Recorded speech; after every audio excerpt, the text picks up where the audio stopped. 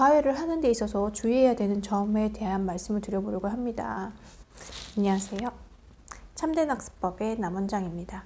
솔직히 초, 중 같은 경우에는 새로운 학습을 배운다는 것보다는 관리 영역의 비중이 더 높다고 생각이 들거든요. 어머님들도 그렇게 생각을 하시기 때문에 줌이나 온라인으로 진행을 하는 것보다는 과외를 하는 데 있어서 주의해야 되는 점에 대한 말씀을 드려보려고 합니다. 과외라는 거는 내가 모르는 부분을 이제 정확하게 짚어내면서 이렇게 할 수 있는 부분이니까 그러긴 한데, 일단은 내용 자체가 그렇게 어렵지 않다 보니까 어머님들께서 초등 내용은 조금 쉽게 생각하는 경향이 있으신 것 같아요. 왜냐하면 그냥 누구라도 가르칠 수 있을 것 같다라는 생각이 드셔서 깊게 고민해 보지 않으시고 그 학생의 학벌이나 뭐 이런 걸로 선정을 하시는 것 같아요. 고등학생들 같은 경우에는 문제풀이에 도움을 받기 위해서 대학생 과외를 하고 그거는 굉장히 효과적이라는 생각이 듭니다. 하지만 이 소위 스카이대 잘한다는 학생들은 문제풀이는 기가 막히게 잘해요. 왜냐하면 그렇게 훈련을 받아왔고 많이 자기가 풀어봤기 때문에 잘하긴 한데, 내 아이가 그 정도 수준이 아니라면 그 학생이 설명했을 때 못 알아들을 수도 있고요. 그렇지 않고 개념을 설명을 하면서 진도를 나가는 부분이라면 그건 맞지 않아요. 왜냐면 그 친구들은 문제는 잘 풀었지만 설명을 한 그런 경력은 그렇게 많지 않기 때문에 그런 부분에서 좀 부족한 부분이 있을 수도 있다는 말씀을 드리고요. 그리고 그 학생들은 그렇게 고민하지 않고 가르칩니다. 왜냐하면 너무나 쉽게 익혔고 자기는 수월하게 돼 있기 때문에 그 내용에 대해서 그렇게 고민하지 않아요. 근데 만약 그런 학생들이 내 아이 초등학생, 특히 아직 초등에서 개념이 필요한 부분에 접근을 시킨다면 그닥 효과적이지 않다라는 생각이 듭니다. 그때 초등학교 때는 개념이 중요한 부분이기 때문에 대학생 과외보다는 지도하시 보신 경험이 있으신 분 혹은 그냥 어머님들이 오히려 더 낫다는 생각이 들더라고요. 중고등학생들 같은 경우에는 대학생과 이렇게 연결이 됐을 때는 멘토, 멘티의 역할을 할 수도 있는 부분이어서 그거는 개념이 아니라 문제풀이 위주의 학습이라면 도움을 받을 수도 있지만, 초등 같은 경우에는 그냥 단지 단가가 싸고 시간 대비 비용이 저렴하다는 이유로 그냥 연결시키기에는 그 학생들이 능력이 안 돼서 초등학생을 못 가르치는 건 아닐 거예요. 근데 전후 사정의 연계 과정을 모르기 때문에 이 부분에서 곱셈으로 설명해야 될 걸 나눗셈으로 설명을 한다든지 이런 부분들이 있을 수 있기 때문에 조금 더 주의를 하셔야 되지 않을까라는 생각이 듭니다.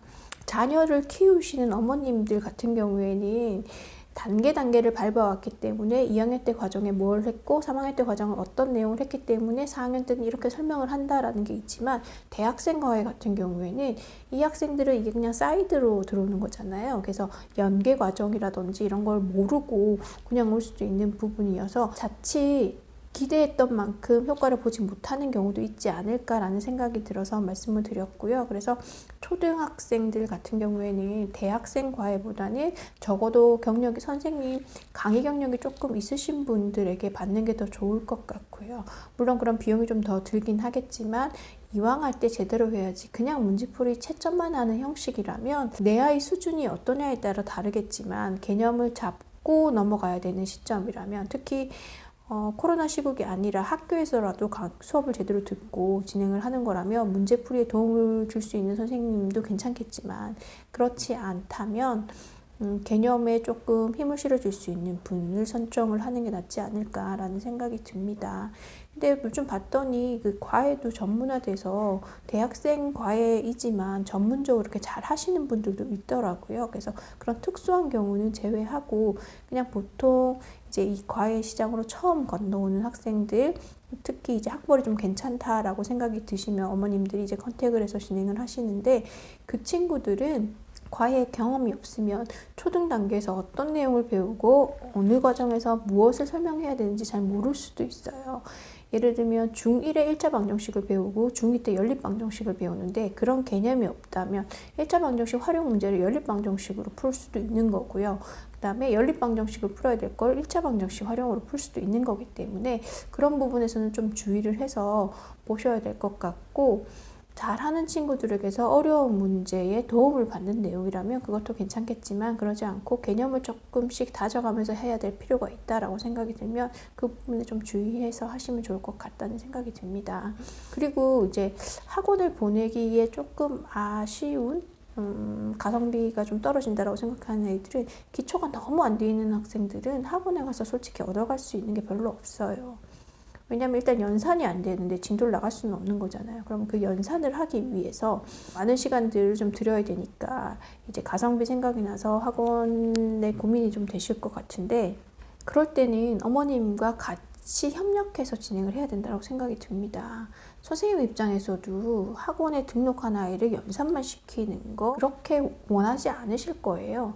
이왕 학원에 왔으면 진도도 좀 나가고 교과 내용이라든지 뭐 부족한 부분에 대한 설명이라든지 이런 거 더 해줄 수 있어야 된다고 생각이 하는데, 학생 기본기가 워낙에 안 돼 있으면 개념 설명을 들어가도 연산에서 해결을 못하는 부분은 뭐 어떻게, 연산은 그냥 시간이 답이거든요. 그만큼 노력을 해야 나오는 부분이고, 그래서 내 아이가 조금 느리고 더딘 경향이 있다라고 하시면 연산만큼은 가정에서 해주셔야 된다라고 생각이 듭니다. 학원을 선정을 할 때 물론 가성비로만 따지면 안 되겠지만, 우리는 생활인이다 보니까 가성비를 생각하지 않을 수는 없잖아요. 저 역시도 마찬가지고, 어머님들이 그 비용을 지불했을 때는 저에게 단지 연산 연습만 할 수 있도록 하기 위해서 보내시는 건 아닐 텐데, 기본이 안 돼 있을 때는 저 역시도 할 수 있는 게 없기 때문에 가정에서 그 부분만큼은 좀 챙겨주셨으면 하는 마음에서 말씀을 드립니다. 다음에는 또 다른 이야기로 인사드리도록 하겠습니다. 시청해주셔서 감사합니다.